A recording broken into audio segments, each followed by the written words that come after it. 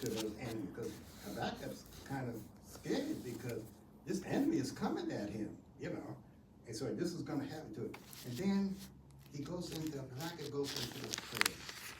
One of the things that we need to think about, you know, is I've always, as I read this several times, you know, not only for this lesson, but I've always been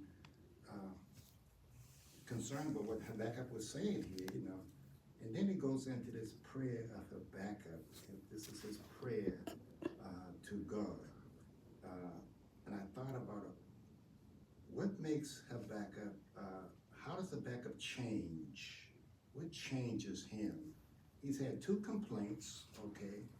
And the only answer God gave him is to live by faith. That's the only answer God gave him, you know. Then God goes on to talk about the unrighteous, you know. And then Habakkuk goes into this prayer.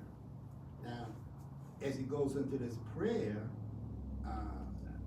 and at the end of the prayer, we'll see what happened at the end of the prayer, but he goes into this prayer, and we need to pay close attention as we go into this prayer, because this prayer is what kind of sets him free, okay?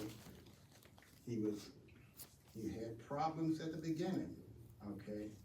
He starts out complaining to God. So he goes through this prayer, and after this prayer, we'll see what happens after the prayer, you know, something happens, he changes. And it changed because of this prayer. This prayer, he had a vision, he's visioning things here. And a lot of lines in this prayer doesn't make a lot of sense, but we'll pull it all together when we get through it. It says this here, this is a prayer of the prophet Habakkuk. And he says, "O Lord, I have heard of what you have done, and I am filled with awe. Now do again in our times the great deeds you used to do. Be merciful even when you are angry." I want to stop here just for a moment.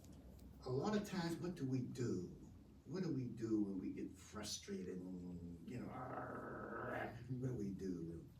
For the most part, you know, people today, for the most part, they live in the present. Amen, somebody. Because things happen, not live in the present, you know.